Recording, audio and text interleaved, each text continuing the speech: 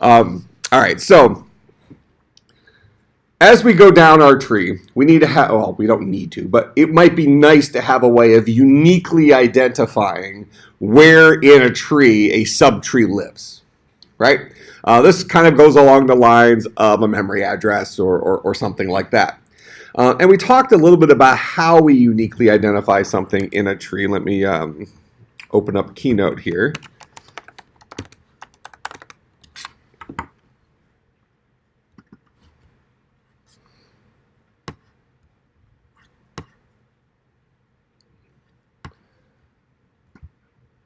Oh yeah, that's just a funky looking tree, isn't it? All right, so let's spread these guys out a little bit.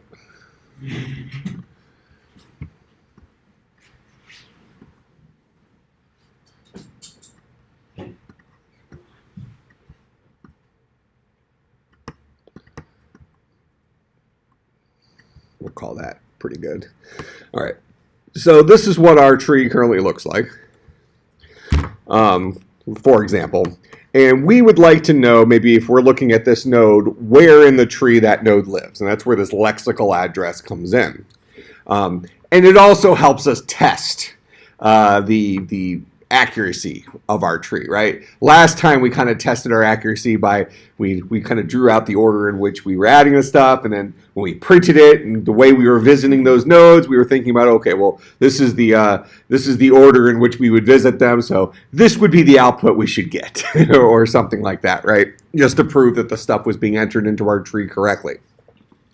Well, now we might want to have a way of validating that. So let's draw some lexical address stuff here. And really, when we talk about a lexical address, there isn't a defined way of doing it. So we can invent our own way of doing it, as long as each node has a unique address, or each tree has a unique address. Just like you can't have two houses with the same street address, otherwise things get confused, right? So at the top level, usually lexical addresses are kind of represented like a list-looking thing like this. So we might say that this, and usually lexical addresses are going to, at the very least, refer to the depth. All right. So this guy's at depth 0 in our tree, right at the top, right at the top. And we might also then have that he's at position 0 there. I think that's what we talked about previously, right? Kind of keeping it simple.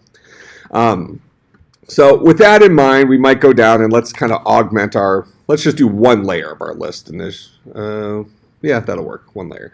So this is depth 1. This is position 0. This is depth 1, position 1.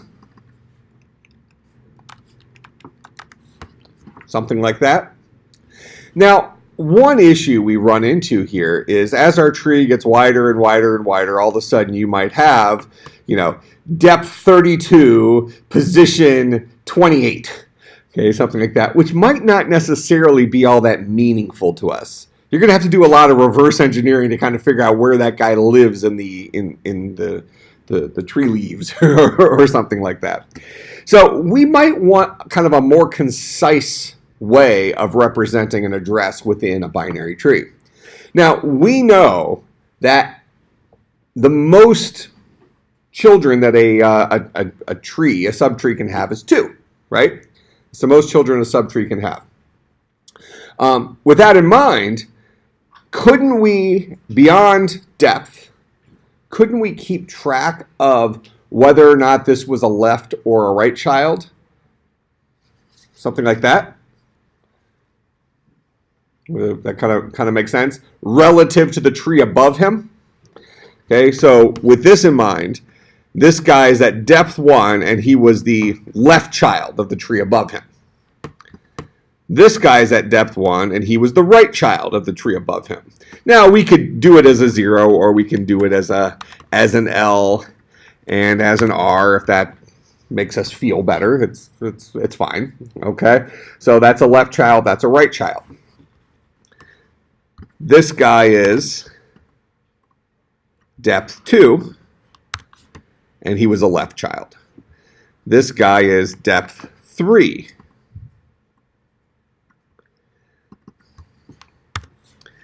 and he was a left child. This guy is depth 3, and he was a right child.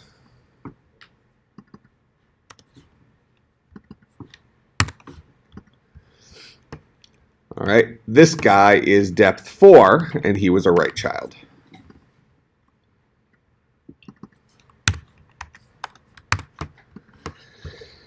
This guy is depth 2, and he was a left child. So we have a potential problem. A couple minutes ago, we said something about, well, and we know this to be true, that 2 houses can't have the same street address in the same town, right? We can't have the identical street address. That's why we have a whole bunch of extra crap, right? We have street address, and then we have zip code, and well, we have the city, state, zip, all that stuff that gives you, really narrows in exactly where this house lives. Because you could have 123 Elm Street somewhere. Right? Is that the address of the thing in the Krueger movies? Oh, no, it was on Elm Street, Nightmare on Elm Street. The worst thing you can do is when you're trying to fall asleep at night, you start humming that song in your head. The 1, 2, Freddy's. Think about that when you're going to bed tonight. You will not sleep again. They actually say that in the song. Really? Yeah. What's that? Yeah, 9, 10, never gonna sleep again, or something like. Because Freddy comes to you in your dreams, right? Have you seen? You've seen the movies, right? Yeah, terrifying, just terrifying. All right, so we have an issue here, or at least a potential issue. We have 2 different nodes, 2 different subtrees here that have the exact same lexical address. How can we augment this to make these unique? Maybe we need a third piece of information.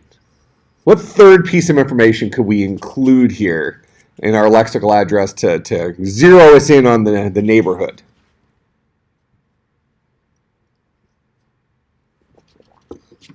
You could just go back to the idea of having the position of where it is in that level of depth. From like left to right, I guess. You fully left to right? Yeah. Okay. Now, question. Did any of you, when you did your binary tree implementation, happen to try, I know I didn't assign it, but any of you happen to try to implement lexical address? I think you will find that having that position all the way across makes it substantially more difficult to implement, because you're usually implementing these guys with relative recursion. Right? So when you're working on the left side of the tree here, you don't really know how many elements are on the right side of the tree, and the bigger problem is the other way around.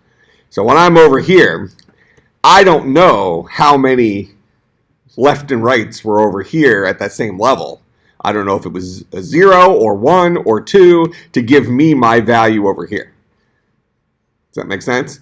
Plus, adding something to the tree here might change the lexical address over here. So we have to go and do multiple passes to fix lexical addresses as things change. Where we'd rather kind of place something and give it its address and say that's good, right? That's what we want. Yeah, really, that's good. All right. What do you think? Start thinking in the. Go ahead. Could you give it its parents' address? Like guess their number?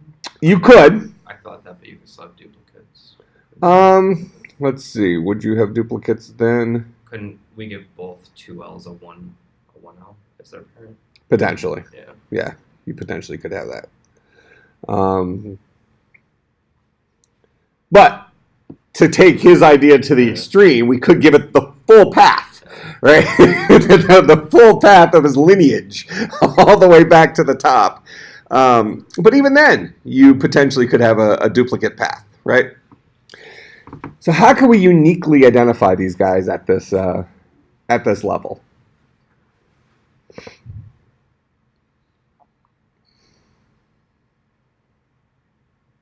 We're definitely interested in the depth. Depth makes a lot of sense. Okay, we're probably interested in whether or not we're the left or right child of our parent. Okay, now what else might help uniquely identify us in the world. Go ahead. Shouldn't its value not wind up in like an identical address? Because it would be following the same path. So if you had the same value, it should be picked down correctly. If the value was different, is what you're saying, right? Yeah, but So- even if the value is identical, it should wind up in the same. Okay. So I think this is what you're saying. Does that mean if we include the value at this address as part of the lexical address that we're guaranteed to be unique?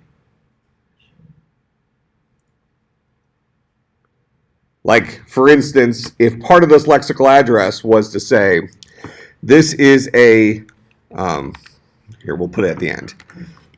Level 1, or depth 1, at the left, value 5.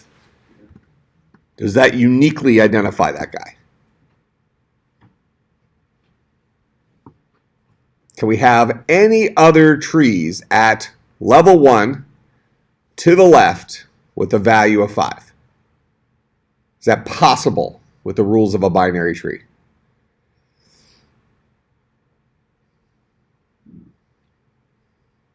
No. Sounds like a pretty decent idea, doesn't it? We already have the value. That's a pretty easy addition. Okay. Now, and keep in mind that the lexical address of a tree is kind of a more detailed view of that particular subtree. Okay, so we probably wouldn't have to give the lexical address as well as the payload there if the payload was part of the lexical address. Right? It's like a structural view of this guy. Okay? So this would be 0. I don't know, what do you put here? Maybe like an N for neutral. I mean, you could have the root node kind of be a special case, right? And then a 6, or maybe you can't say R because we already have an R. All right, so maybe that's the lexical address there. Lexical address here is a 7. Lexical address here is a 4.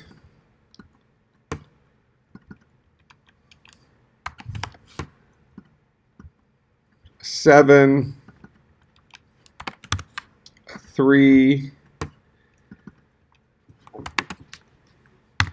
a 5,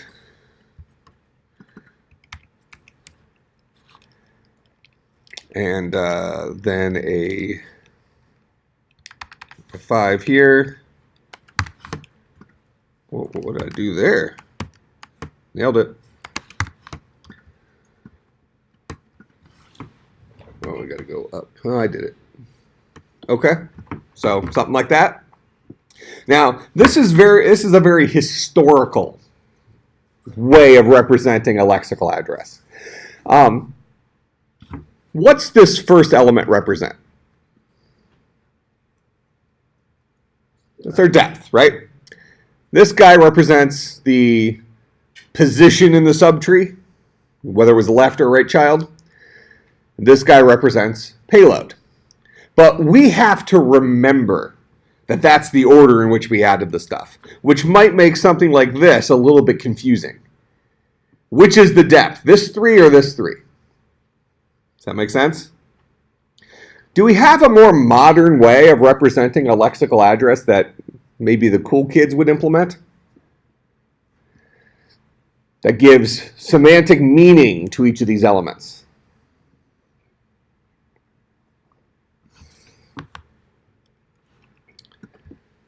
Could I replace this guy? Here, we'll draw it underneath.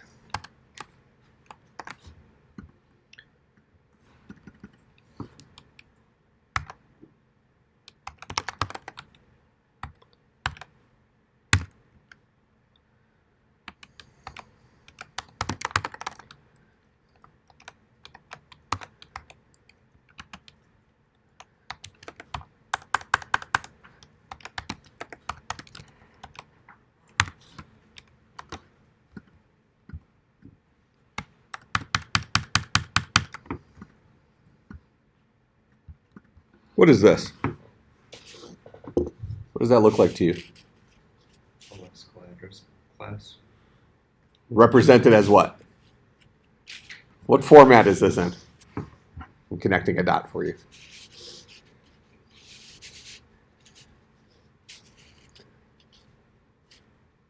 Would you agree, just looking at it, this is significantly more detailed? We don't have to question which is the depth and which is the payload. They're labeled, right?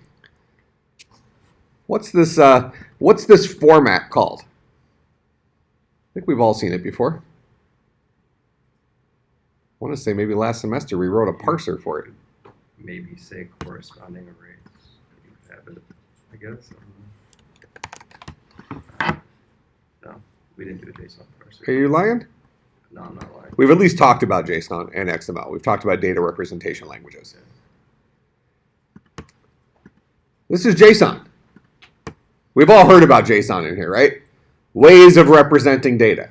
When you look at this, is this a pretty good way of representing our data? We've kind of annotated our individual values in there. Yeah, fine. It's a little bit longer. Okay. But what would be the alternative to JSON? Going back to that lecture, what was the older version of what that JSON replaced? It still exists today, but what was the predecessor to JSON? Let's say.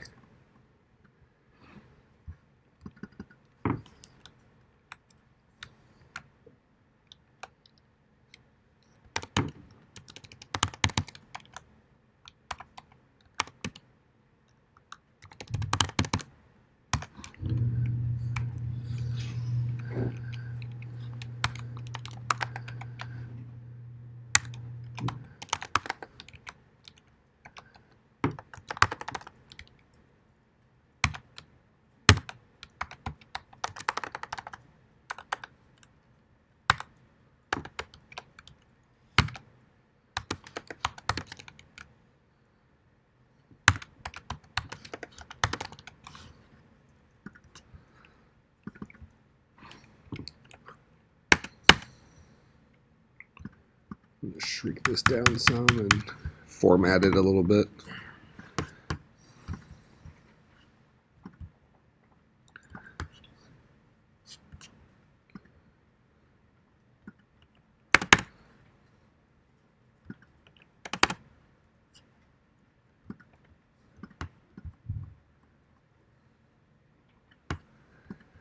Does that carry pretty much the same information? What format is this? Looks like HTML, but have you written HTML before? A little bit? Do any of these HTML tags look familiar to you? Or does it pretty much look like something I just made up as we were going? Kind of writing a lexical address thing. I said lex address. Looks made up, right? All right, but it does look HTML-like.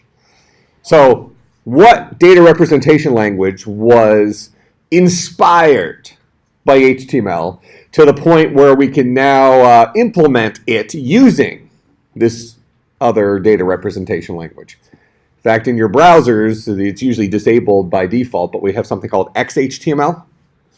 That's usually turned off in your browser by default because it'll break a lot of web pages, because historically HTML wasn't necessarily treated identically by all web browsers, which is why as a web developer it sometimes is a headache where you have to test your code to make sure it looks right on Firefox and Chrome and Safari and Internet Explorer, or what's it called now?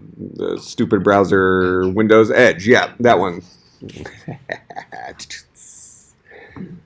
Oh, funny thing, did you see the post I put up on Facebook yesterday that Apple slid from top laptop for like the last forever to number 5 on the list? 2 reasons: cost, lack of ports. So Apple finally saw where that line in the sand is. At what point do you start ticking off your own people when you charge too much? I'm okay with the ports. I think that's where the future's going anyways, but Like, I'd rather have the 2015 MacBook than that, maybe. Or was there a 2015? oh, sure. I definitely wouldn't now that I've been using this. But I also didn't have to foot the bill of this out of my pocket. The school bought it. it's ridiculous to basically up the price of your high-end laptop by $1,000. That's like the price of a high-end laptop otherwise. Yeah, what else was in the news yesterday? Oh, that United Airlines thing. Did you see that? What the heck? Yeah, they overbooked their flight and dragged that guy off. I mean, they always overbook flights. That's what they You do, wouldn't right? get off, so they dragged them off. I mean, that was a random drawing or something like that. that should never have happened. They used a randomized computer program to select Yeah, random passengers he got selected. from the plane. Yeah, so they over. If you didn't follow this story, United Airlines overbooked this flight, which hotels do the same thing. They want to make sure they run at capacity, right? So they expect that 2 or 3 people aren't going to show up, so it'll all balance out. Well, in this case, they showed up. Okay, so now they have too many people on the plane. Then they screwed up a second time by letting all those people on the plane to begin with. Well, they asked people as they were boarding the plane, would you Right. be willing? Sure. But And no one wanted bottom line is, too many people are on the plane. Okay. Well, now the correct thing to do for the airline, because they're protecting their own pocket when they try to overbook these flights, is you just keep offering more and more incentive for somebody to volunteer. More money, free flights. That's what you do. That would have been the right thing to do. I guarantee they stand in front of that plane. You just keep upping the dollar amount. Somebody eventually would have volunteered. I read that the highest that they 800. have to is 13. 1,300? Yeah. Okay, well, I think what I heard was they were offering 800 or something. Yeah. But the point is that to circumvent this problem, you just keep increasing the amount until somebody volunteers. Then everybody's happy, right? Everybody has a price. But instead, they did a random drawing and then drug this guy off the plane. You can't do that. Do you know why he didn't want to get off the plane? He was. I heard the rumor was, I don't know if this is corroborated, that he was a doctor that had to do surgery the next morning on somebody. That's what I heard too, yeah. That guy has been me, guys. Is that he had to be at a hospital in the morning. I tell you what, I would love to be in that guy's shoes right now. The guy who got drug off the plane, just be suing the pants off United Airlines. That's a lot of money. I mean, that guy's going to be rolling it. He can retire from medicine when he's done with this. I mean, that's ridiculous. And then to make it worse, the United Airlines CEO was supporting the now realistically, it probably wouldn't have made the level of news that it made if it sounds like the United Airlines employees, they followed their protocol.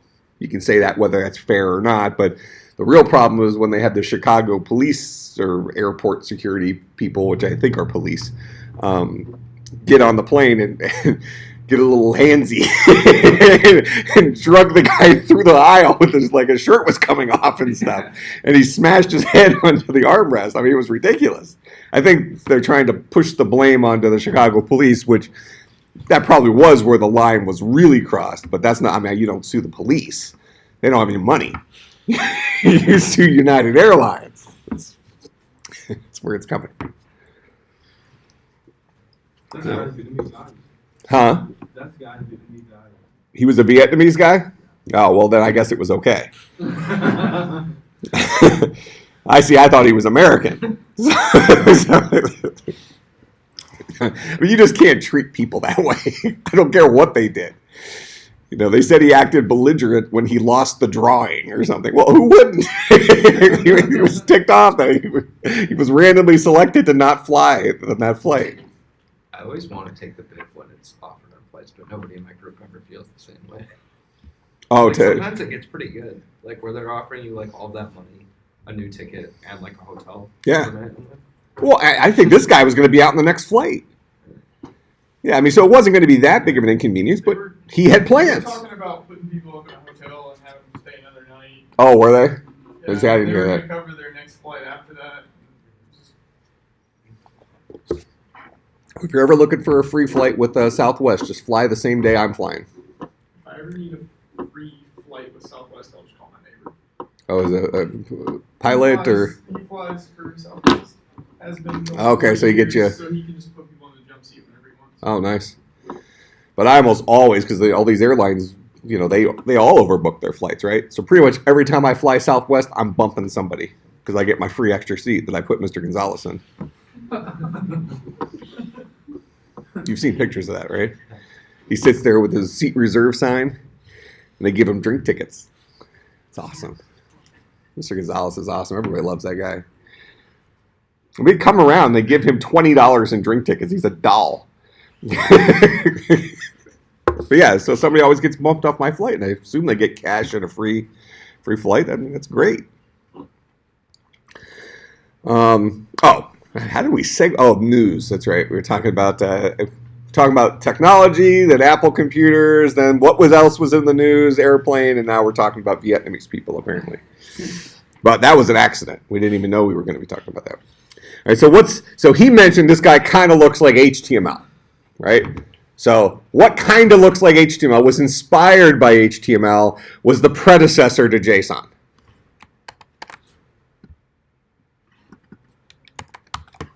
XML. Okay, we've all heard of XML before. And you've all heard me talk about XML before. But now these dots kind of getting connected. So when I talk about data representation languages, which is kind of why I wanted to mention this again like this, sometimes that doesn't necessarily make sense what we're talking about. We're talking about this. I am representing this information in JSON format. I'm representing that same information in XML format. Which do you prefer out of these two? JSON maybe looks a little bit cleaner, a little bit easier to read, looks maybe a little bit more programmy, right? You know, as programmers, we're used to kind of dealing with the whole curly bracey thing, and usually using the data representation languages to parse out the individual pieces, right? Okay, so this would be the older way of doing it. The old way of doing it would be something like this, just a comma delimited list. Okay, kind of what we originally showed here for lexical address. Now, all three of these things mean the same stuff, right? If we can keep track of what these three elements mean, which it's only 3 elements, we can probably keep track of that. It's not the end of the world. Then this is fine. But this would be a comma separated value, CSV, if you've ever seen that acronym before. What advantages does XML still hold? What advantage does XML still hold? Yeah, like why is it still used? Well, I would think it's mostly still used for historical, purposes, because they already have systems implement, like, take Microsoft Word documents. In fact, I referenced this at the hackathon, didn't I? Oh, yeah. Yeah, with the docx. So modern Microsoft Word documents, the extension is .docx. That's kind of a naming convention for a file type that's internally represented as XML. Prior to that, it was just a .doc file. Okay, now to the uninformed person, you might say, oh, they just changed their extension, right? It's more than that. The early, the normal .doc file format was a proprietary format Microsoft came up with. So it wasn't JSON, it wasn't XML, it wasn't CSV, or not even something like CSV, but it was their own way of representing that data. Make sense? Which then made it more difficult for third-party places to be able to show Microsoft Word documents and things like that, which is okay, because then Microsoft says you have to buy our software. But now we kind of live in a day where people are less willing to do that. Computers just kind of ship with it, or there's alternatives to Microsoft Word software where they were able to reverse engineer. There's plenty of other pieces of software that know how to open up an old school .doc file, because they've kind of figured out what that proprietary format looked like, whether it was advertised or discovered. I don't know if Microsoft finally released the format or people just discovered it, whatever. But the point is now it follows a standardized format, which is an XML-based format. What do you think the advantage of having a standardized format like an XML or like a JSON is compared to a proprietary format, however Microsoft originally wrote their .doc files? What's the advantage?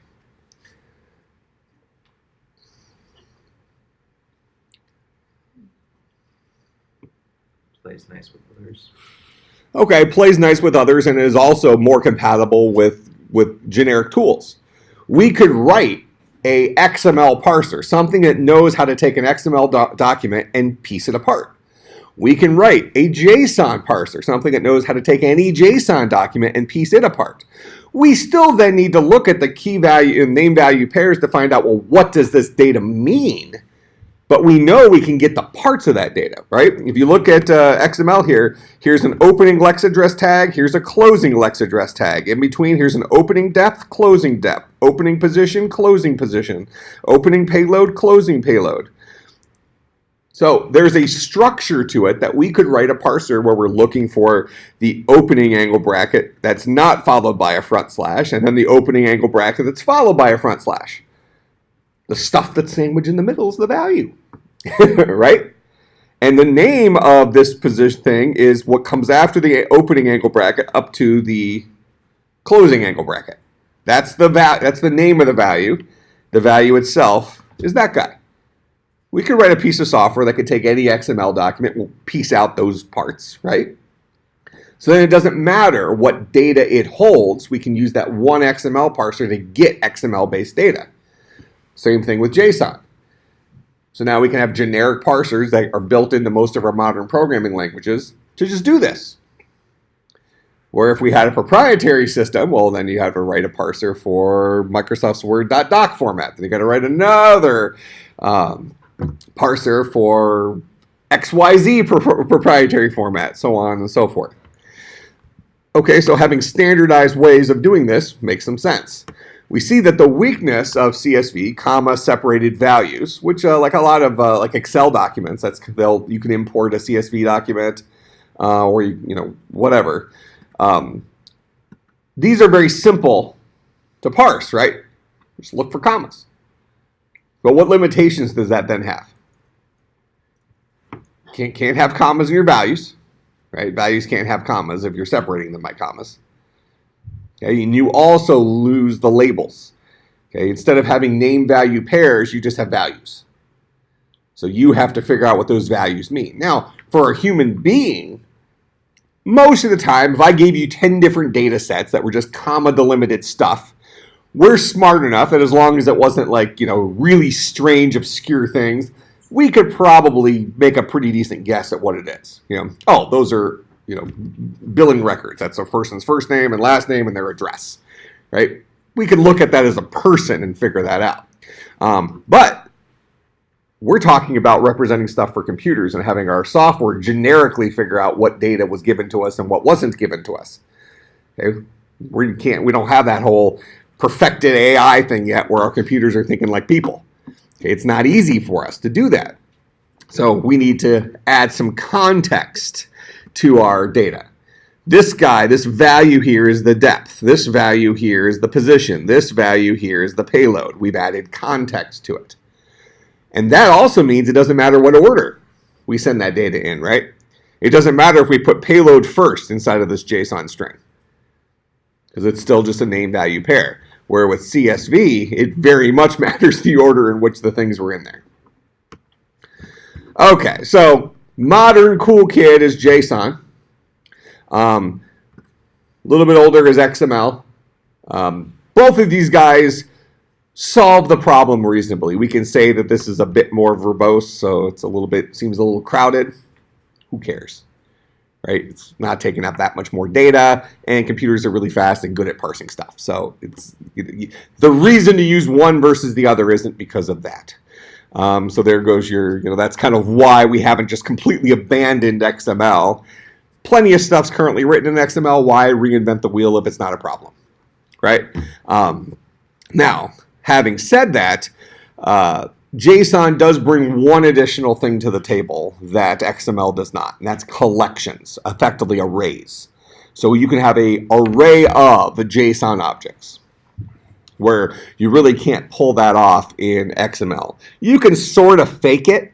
So let's say you had a whole bunch of customer records. You would have opening, closing customer record, then opening, closing customer record, then opening, closing customer record in XML. And then as you're going through there, you're reading those objects, like, oh, here's another object that's just like the previous one. Let's just load him into a Java array. Because it sounds like this is a collection of stuff, but you're kind of making an assumption. Where within JSON, I can take, I can represent an entire tree's lexical address as a JSON array. Where we just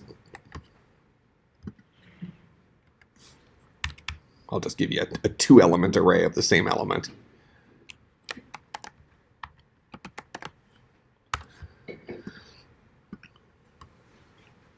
Kick this guy down a line here. So that's what a JSON array looks like. It's a collection of JSON values, where JSON values can be numbers, strings, or JSON objects. Or JSON arrays. You can have a collection of arrays. So JSON feels very programming-like. Does that make sense? All right, so what we're going to do here is we are going to represent our lexical address as JSON strings. No big deal. Okay, we can roll with that. So what do we need to know? What additional information do we need to know as we go down our list? Well, we already have the payload.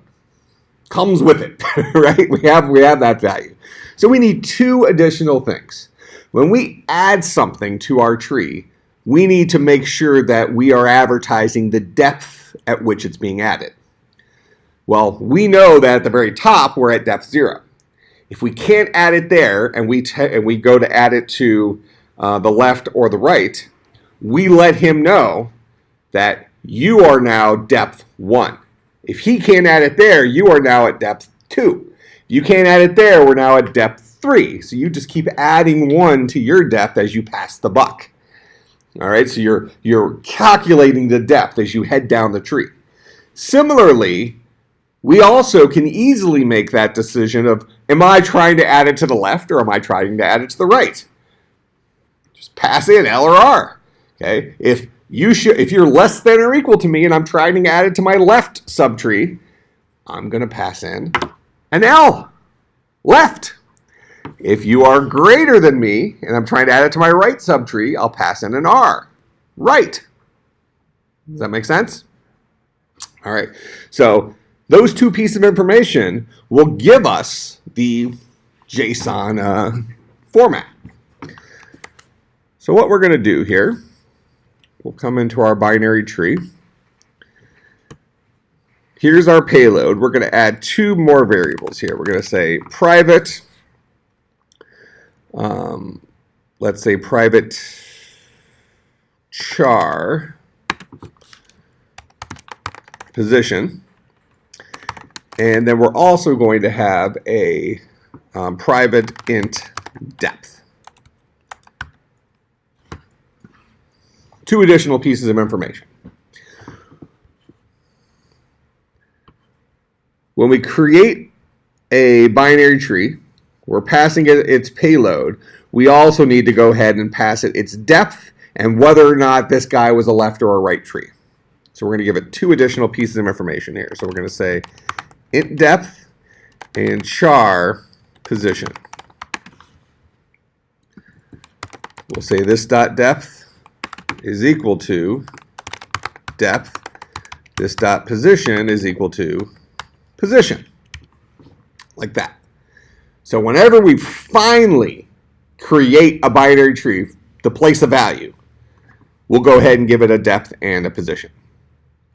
Now, notice up here, with this binary tree, which we use to get the ball rolling, remember, we have our one that does not take a payload. This guy always represents the very top of the tree, correct? So what we're going to do is we're going to go ahead and is set as false.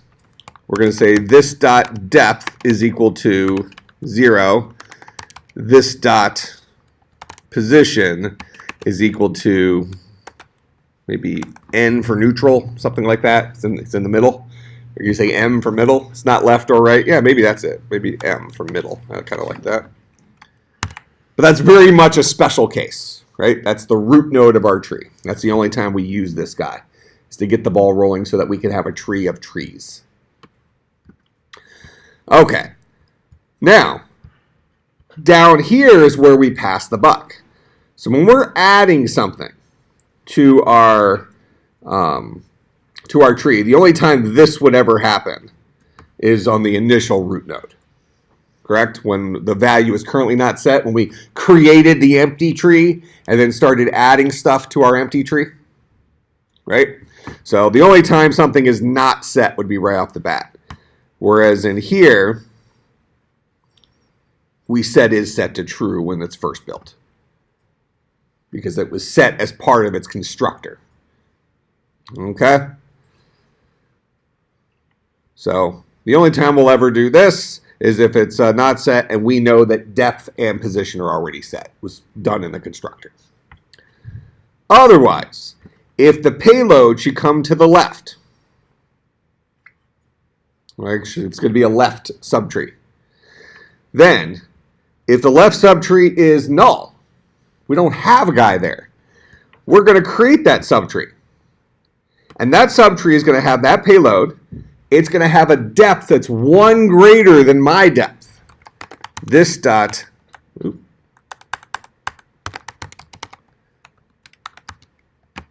and then he's going to have a position, because I'm adding this to the left, he's going to have a position of L.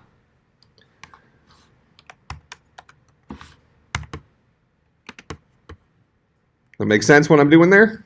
Let me slide this over. So when I create a left subtree, I'm now going to pass it the payload, the depth of that subtree, which is 1 greater than my depth, his position relative to me, which is to the left, and then the other stuff to make it show up on the screen, right? The context and the tree view for our linear layout. And then we'll add it. Otherwise, if we already had a subtree, that means he had previously been created. So we're just going to ask him to add the payload. He already knows about his depth and position, because at some point he was born with this line right here. Right? We're just passing the buck. Okay, so if I have a value to add to the left and I don't have a left subtree, I'm going to say, okay, I'm going to create a left subtree. His depth is 1 greater than my depth, and he's at position left related to me, and here's the payload. It was born, that's where he's going to live. Otherwise, I already have a left subtree. That means I created him at some point. He already knows his depth. He already knows his position related to me. I'm going to pass him the payload completely knowing that he's going to have to either create a left or a right subtree or pass the buck to somebody beneath him. All right? So that value of depth and position has already been passed on up here. Similarly, if I'm adding it to my right subtree, the depth will be this dot depth plus 1, and position will be right. That make sense? Okay. Now, when we display our tree, what I'm going to do is I'm going to teach a tree how to convert itself to, let's call it lexical JSON. That sounds complex, right? Okay, so we'll say, actually, let's do it as private string to lexical JSON. All right, so we're going to build up a string here with the stuff in between. Okay, so to lexical JSON is ultimately going to create a new string. So we're going to say, well, we can just do this as a big return statement.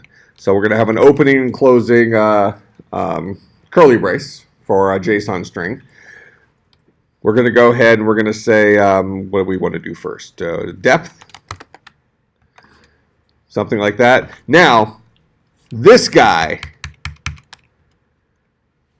has double quotes in it, and double quotes are the terminating strings for a the terminating characters for a string. How do I allow myself to have double quotes within a string? What special character do I have to use to make this not scream? If I want this whole string to be the string containing curly brace, double quote, depth, double quote, curly brace. That's the string I want to create. How do I fix this so it doesn't yell at me?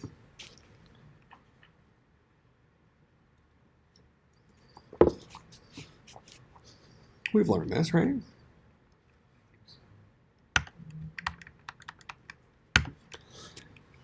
So this is the escape character. Backslash. This says anything following this, the character following the backslash, treat as that character, not as a programming thing. Okay?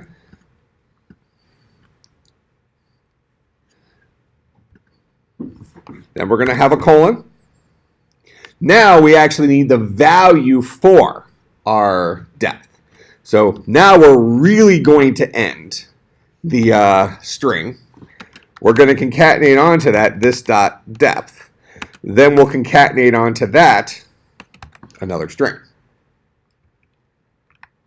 All right. What string are we concatenating on? We're concatenating on a comma. Remember, we're building something that looks like this.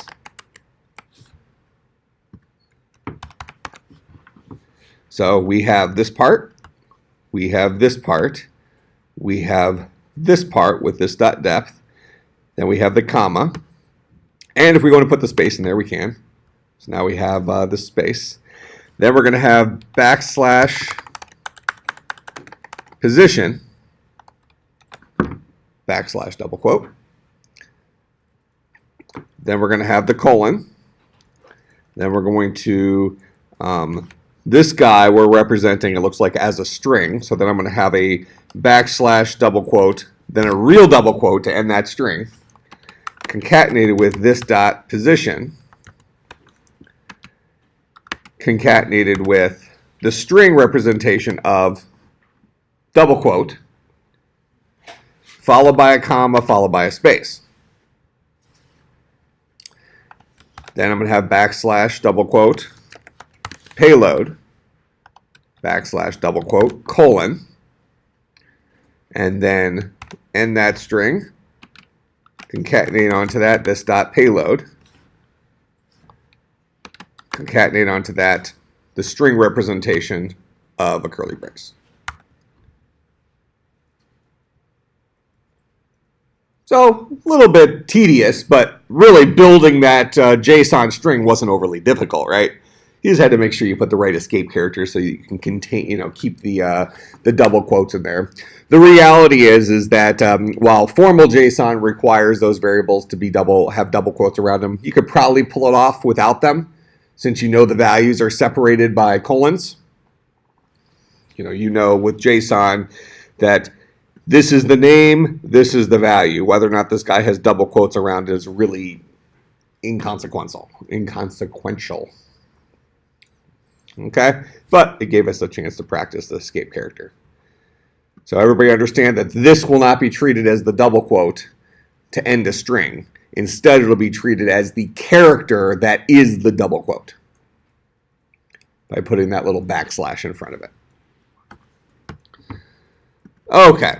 So that will be the lexical JSON address for a particular tree.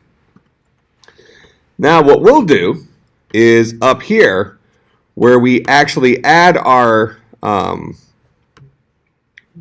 text view, instead of adding the text view to the tree, giving it the payload,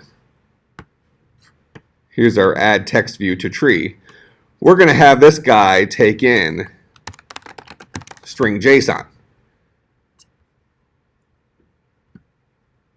Or we'll call it Lex JSON, like that. That's cooler.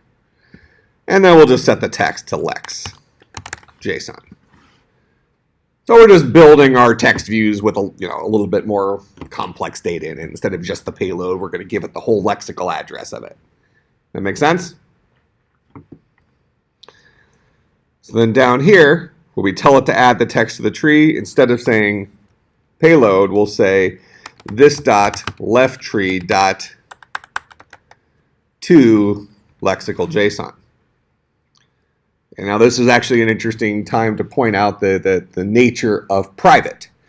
Now, we are currently inside of the binary tree known as this. Correct? That's how that's how an object refers to itself from within itself, is with the this keyword. Now I made two lexical JSON private. What does it mean for a method or a field to be private? What are the consequences of making it private?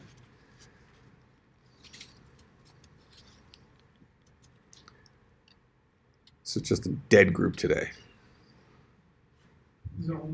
accessible to that class that it's in? Okay, perfect.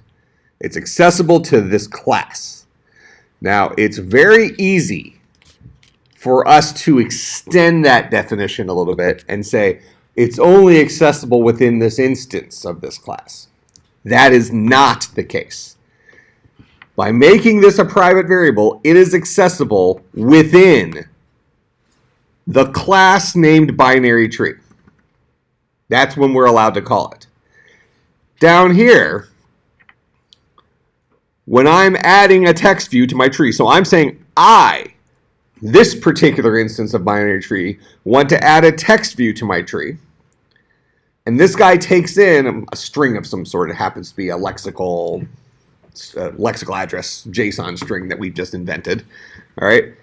And I'm going to call upon not my version of toLexical JSON, but instead I'm going to call upon my left tree's version of lexical JSON. toLexical JSON is a private method. Private means that I'm only allowed to call it if I'm currently inside of the class called binary tree, which I am. I am in that class right now. Therefore, this is allowed even though the guy who's actually calling it is not me, but it's my left tree. Does that make sense? So, by making it private then, what have I disallowed? Why did I make it private? Besides the idea that I've said make everything private, then loosen the reins if you need to. What have I disallowed by making toLexical JSON a private method?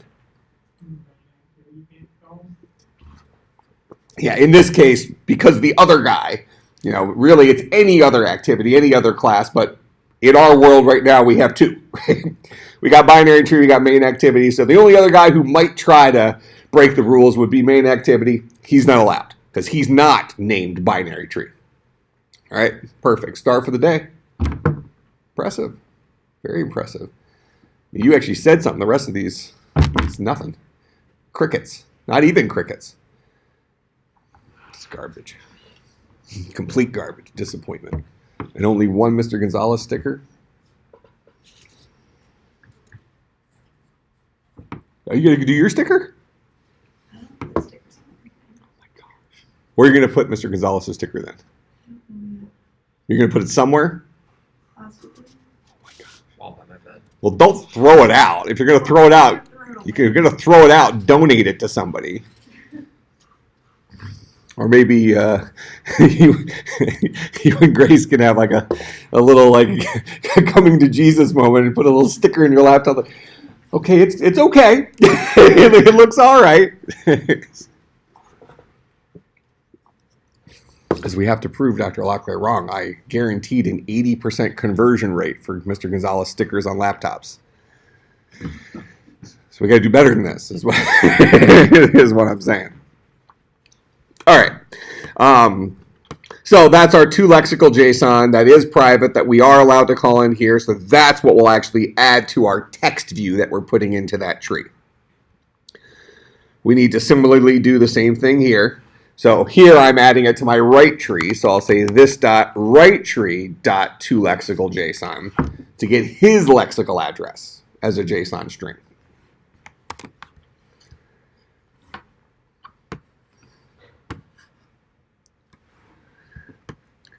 Here where I add something to the tree, this was when it's not set, which means that I had the depth at 0 and the position at middle. So one last place here, we'll say this dot toLexical JSON. Because now I'm giving the value to myself because I didn't previously have a value because I was the root node of an empty tree, the root tree of an empty tree. Okay, so this should do it. Let's go ahead and run this guy.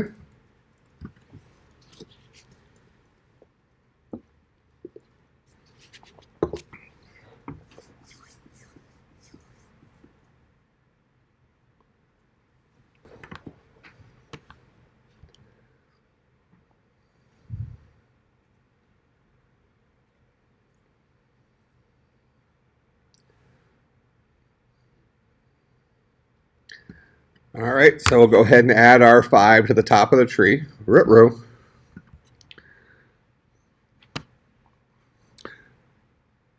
This was crashing at the end of last class, wasn't it? Yeah, it was. Okay, because I said we were going to fix it real quick at the beginning of this class, but that ship has sailed. All right. Not execute method, Android on click. Okay, so it's an on click screen.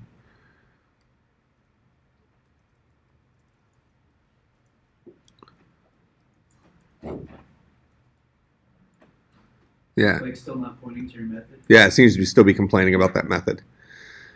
So we're going to do the old copy. Go to this guy, go to on click, just paste, press enter. Run this guy again.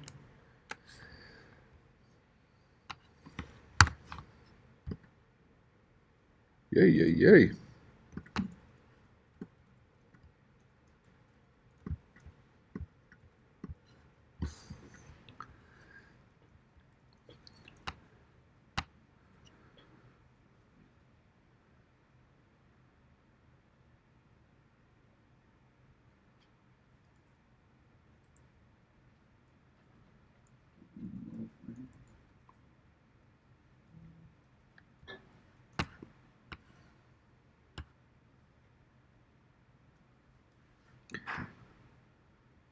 All right, on a null object reference.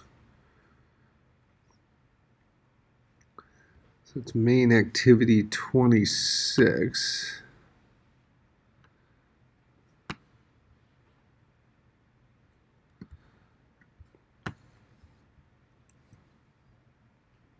Oh,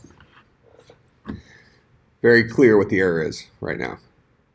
I'll let you stare at the screen. Tell me what the problem is. It's giving us a null pointer exception right here.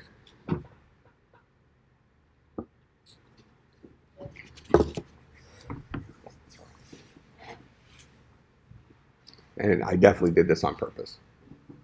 This is a good practice one.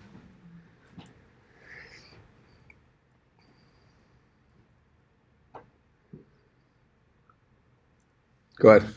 Is these two strings supposed to be in the get text rather than that? No, it has nothing to do with this. It's right here. That's giving me a null pointer exception. It's specifically saying that BT does not have a value, or BT's value is null. Why would BT's value be null?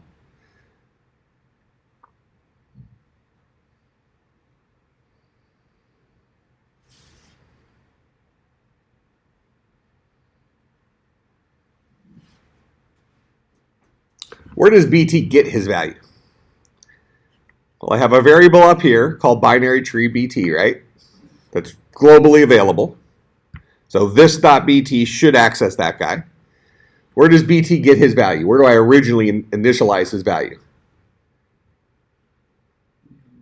In on create, right here? Yeah. All right, what's wrong with this line?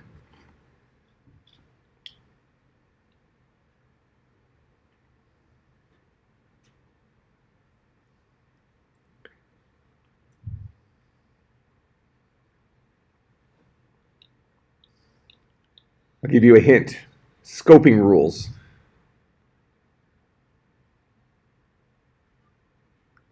Because it's not global. Well, what's not global? The BT that you're trying to reference. Yeah, what am I doing right here? What's this guy do? Tell me nothing else. Just what I have highlighted there. What does that do? It's supposed to create an instance of a binary tree. Yeah, creates a brand new instance of binary tree called BT. I'm setting that guy equal to my new binary tree. What happens at the end of this method? It's done. This guy gets garbage collected. This was a local variable of onCreate. Yeah, I didn't call it. I want that, right? I want to set my global variable BT equal to the new binary tree. Not this local guy that's going to die in 2 seconds. Right? So I was doing a whole lot of work right here setting this new binary tree up that never actually got set here. So when I came down here and tried to add something, it was screaming and saying, whoa, whoa, whoa, that has a null value in it. You never set it equal to a tree. That make sense? Okay, so scoping rules stuff. Because originally when we were testing this, we were just running it in onCreate without making it show up on the screen. Remember? So having it in onCreate was fine, because we were only using it inside of onCreate. All right, let's see what that error. That should be a completely different error.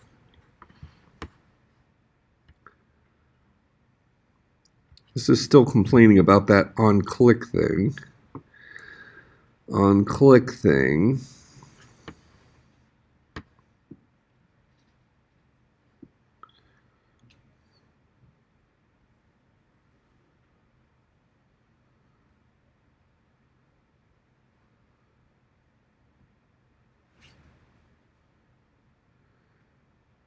All right, this is a text view it's complaining about.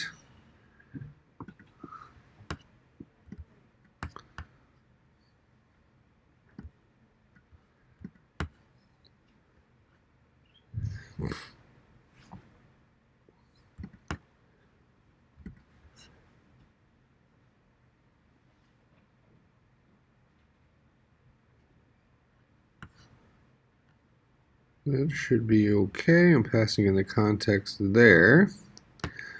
Passing in the context there.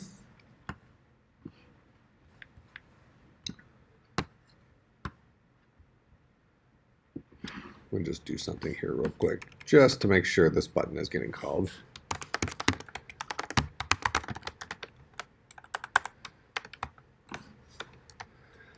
Just throw some asterisks out there. Go ahead and run this guy. And when we click the button, we should just get asterisks printed out here at the bottom if the button's getting pressed right. Let's just give ourselves that peace of mind.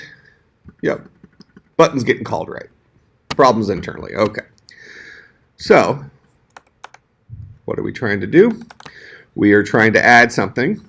We're passing in the parsant version of this input get text to string, so that should give me a number that we're adding to our binary tree.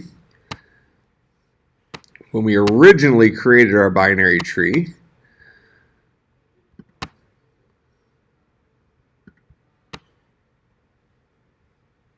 our binary tree takes in a view group as well as a context. We're sending it this.the tree and this as the context. That looks fine.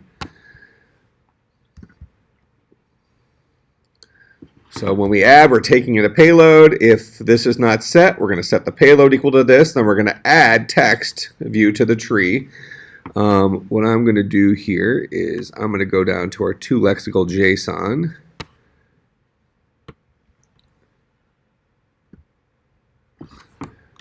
We're going to say string JSON is equal to that. Then I'm going to go ahead, I'm going to print out system.out.println.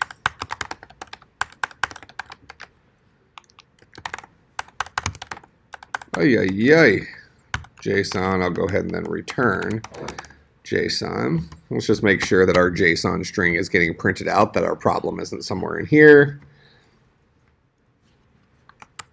Just because it was crashing at the end of last class doesn't guarantee that that we didn't introduce a problem today. Yep, so that looks fine, right? That looks like good lexical JSON. So come back up here to add. So we're adding our text view to our tree. That's this guy right here. So we're going to create a new text view using the context. And we're going to set the text for this guy to that. And then we are adding that view to our tree view. Oh, hold on. No, I think we're okay. I'm going to comment that out for a second. I have a feeling it's this line.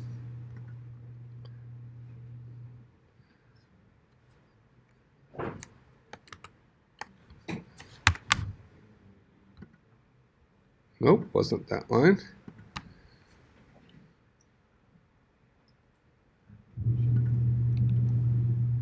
I'm just going to comment out those 3 lines.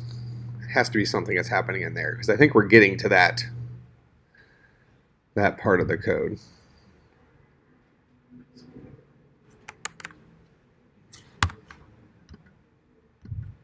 Okay, we are getting to that part of the code. All right, so let's see if it dies here on that first line. Creating our text view. That's where it's croaking. On creating the text view.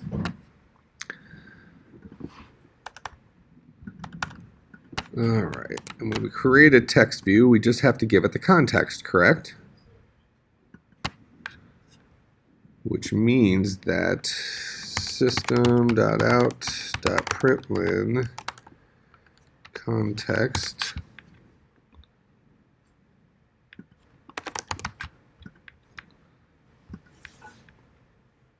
that should give us something other than null, some context pointer.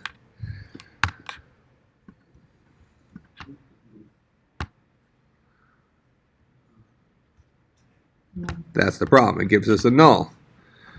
Taking the context. Ah, I never set the context.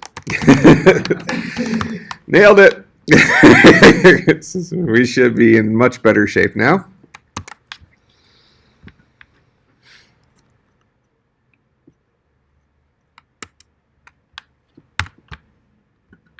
All right, so there's our first thing. Then we're going to add a 7, which should go to the right, so it should be a depth of 1, position R, payload 7. Depth of 1, position R, payload 7. Now let's add a 4, so it should be a depth of 1, position L, payload 4. Depth of 1, position L, payload 4, so on and so forth. Make sense?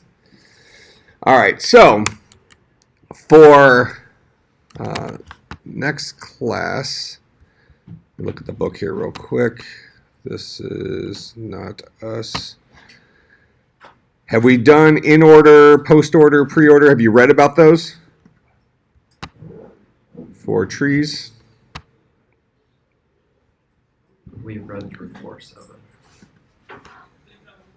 Okay, in order traversal. All right, so you've read through 4.7? All right, so it's in order. Is there a pre-order and post-order? Or just talked about in order? All right, so for Thursday, review 4.6 and have a button in our Android app that displays the, you can put it in a string format, displays the string using in order tree traversal. So that's in 4.6. There's also a post order and a pre-order, but I'm not sure if they talked about it. So just do it in order, and then I'll do the other 2 on class on Thursday.